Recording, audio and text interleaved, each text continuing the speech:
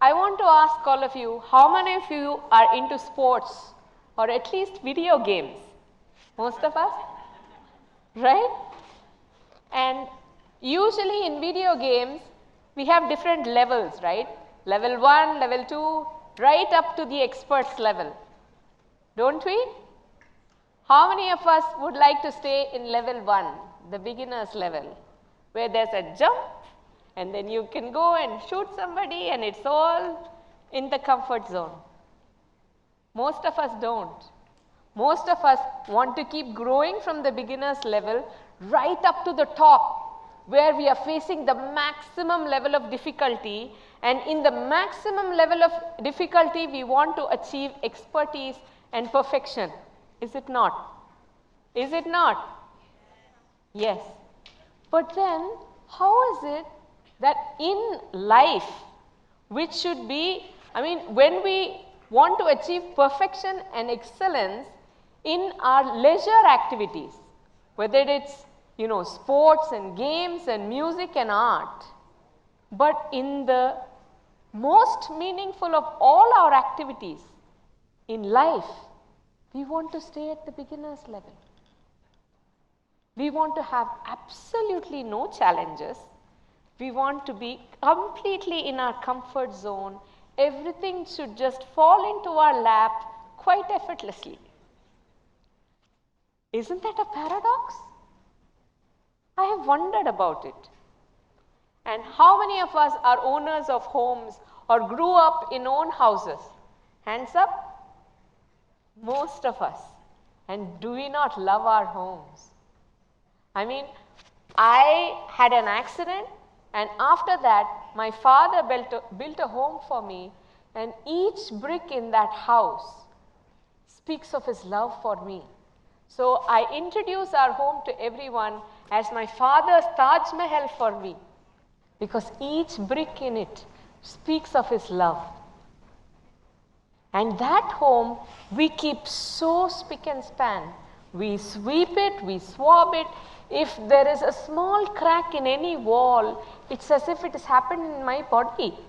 It hurts, right? And somehow our only home, this planet, for all the astronauts going everywhere, we still haven't found another home, have we? There is no place that can house the human race better than Mother Earth. Is that not right? But this one home we have, we are reaping it, plundering it, poisoning it day in and day out. What's the logic? I don't see the logic in that. There are such paradoxes. Why do we seem to have this self-destructive kind of thought process and way of progressing? I don't know. And in this process of wandering through this, I have come across what I feel is a framework that is causing this. This is the social framework which I call the 5 C's. The first C starts with conditioning. From the day we are born, along with our mother's milk, whether we get the mother's milk or not, we are fed this conditioning that I am different from you and somehow my needs are more important than yours. So, when my needs are more important than yours, it doesn't matter that I have enough. I need to know what you have, right? I need to compare with you and ensure that I have more than you. So in this process of comparison, when I get 98 marks, my parent isn't happy with me because the person who sits next to me got 100. So my mother says, where did you eat up the 2 marks? Right? So it doesn't matter what I have done. It matters that I have done more than you.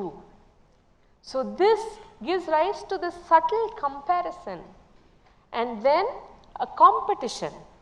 This competition is actually not healthy because it pits us against each other. It makes the person sitting next to me my enemy, right? So this competition then becomes the foundation stone of my whole progress. And if I need to compete and if I need to compare with you and have more than you, it means that the best way to do that is to control. We have countries that have 1,000 years worth of natural gas and petroleum deposits, but they will not touch theirs. They are busy taking ours while theirs is safe and sound, right? Let's hoard so that I will have more than you always. And how do I achieve that? By control. This control can happen in two ways. It can be economic control or it can be through the threat of force, right? But what happens with control is that eventually it creates conflict. Our home, this single home we have, we are possibly just one more war away from destroying the planet altogether, making it impossible for the human race to be here. Just one more war away. And yet it doesn't seem to stop us, right? We are fighting each other. There is conflict everywhere. If there are two people within a marital relationship, there is conflict. So why? What is the reason behind this toxic framework that is running us, that is making us addicted? We eat more food than we need to. There are some addictions that are socially approved, whether it's fitness, food, maybe even sex. Some not so much, whether it's alcohol, drugs. But it's pushing us through to addiction. We hate, it's teaching us hate. It's teaching us to dislike each other. It's teaching us to become emotional islands. It's like we are wearing a raincoat around each other, and continuously this raincoat is like keeping us from feeling. We are islands and we don't want to feel because we are afraid. If we feel, we might love. If we feel, we might get attached. And if we feel, their pain will seem like pain to us. So young children are getting raped and we don't care because we don't want to feel. So this isolation is being caused by this toxic social framework. And I was so blessed that I got to decondition myself because I have an adventurous life I lead every day. But to start with, I wasn't part of that, right? I started off being very much part of this same framework, and this framework loved me because I did everything right, everything to get approval. I was a star sports person. I started swimming at the age of 3. At the age of 8, I was a gold medalist in Tamil Nadu state. Thank you. Seems like a previous lifetime. I started playing cricket at the age of 4. At 8, I was part of the senior Tamil Nadu squad. I was the youngest to play in the playing 11 at the age of 8. I was the captain of the Tamil Nadu under 19 girls team. I was in the top 2%. I was in the top 2% of academics. I was this, that, and the other thing, and I thought I was a star, right? And this social framework then destroyed me in a minute, in a second, because I went on a college excursion just like everybody else. I tripped and fell into water and never got up again. This kid that's been swimming since the age of 3 and has dived into water 1,000,000 times, dived into water one more time and never got up. Then I found out that in the social framework, there is no space for me anymore, because I am not normal anymore, whatever normal means, right? I became invisible. And this invisibility took me through a lot of pain. I hated the world. I hated who I had become. I didn't want to live. I was angry, I was lost, I was in pain, and I didn't know what to do about it. Then something else came into the picture. That is the miracle in my life. My parents' love and our spiritual roots took root and told me that that framework that destroyed me, I didn't have to stick with it. There was another framework that I could follow, a new path. And that's the one I want to share with you, this paradigm shift that I want to share with you, because I feel that you don't need to be a quadriplegic to learn this paradigm shift. Because this paradigm shift takes us away from the external and takes us towards learning ourselves. Because I needed to learn, really, this framework teaches me that I'm worthless. Yes, my body is different, but am I really worthless? Am I nobody? Am I not a human being anymore? Can I do nothing? No. I went into myself and found that I'm the same champion I was when my body was all right. I had not lost anything. I learned to love myself as I am. I learned to accept myself as I am. And I learned to believe in myself, because it doesn't matter to me what anybody else thinks. I'm perfectly happy, perfectly blissful, perfectly complete in this moment, and that's all matters.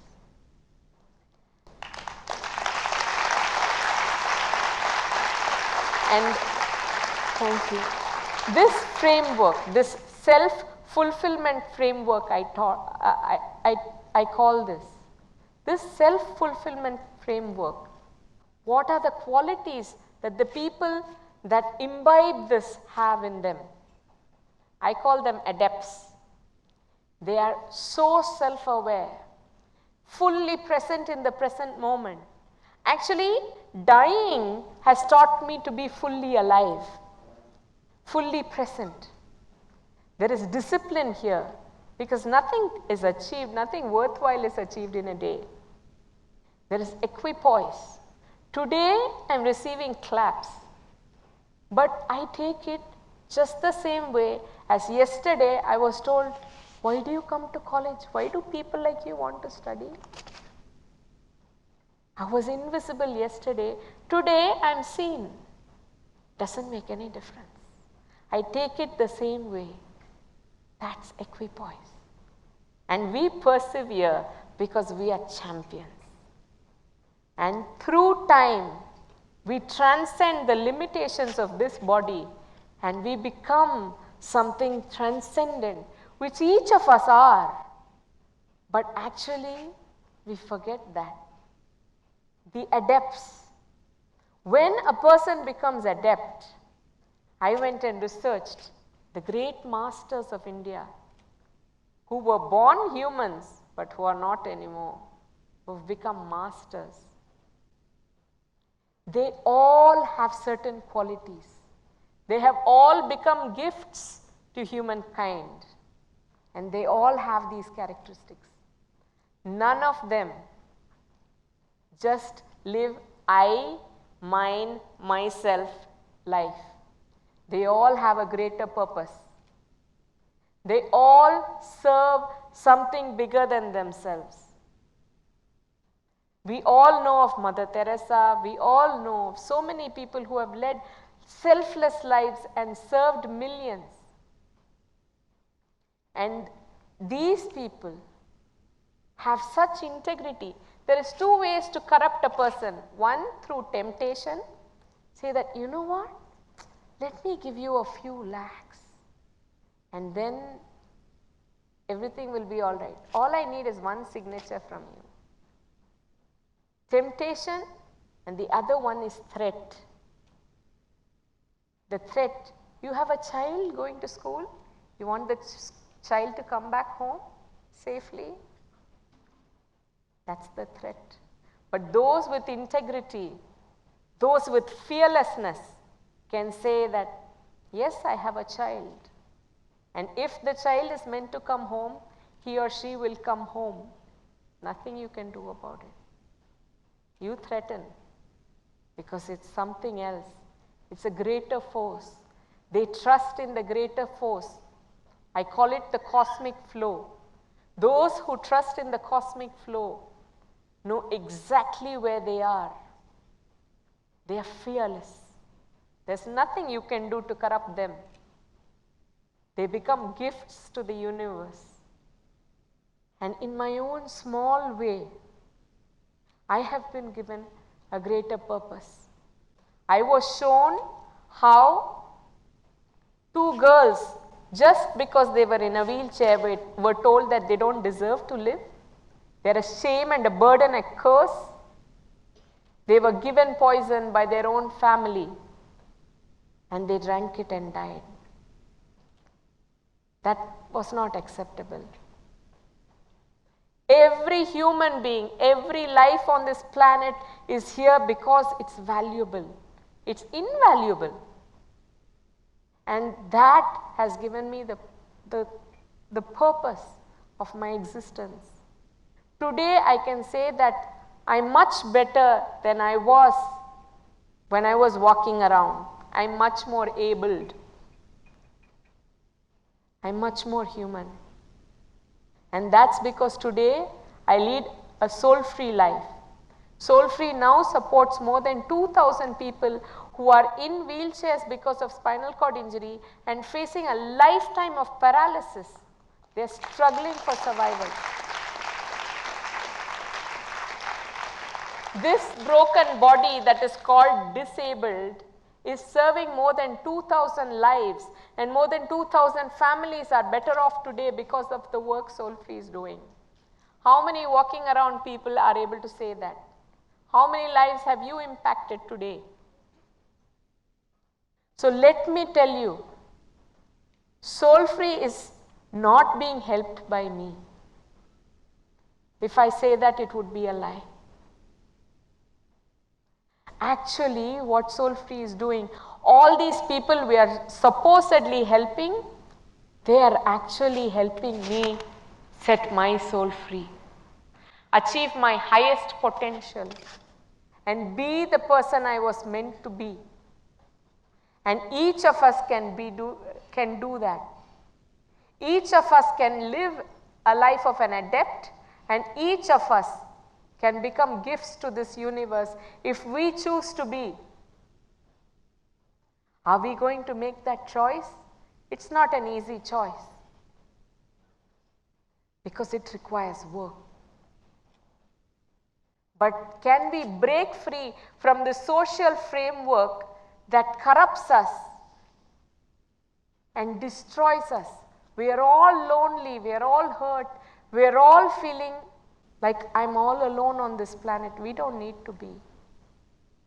We can all love each other and we can all love ourselves. Yes? Let's all live soul-free lives. Thank you.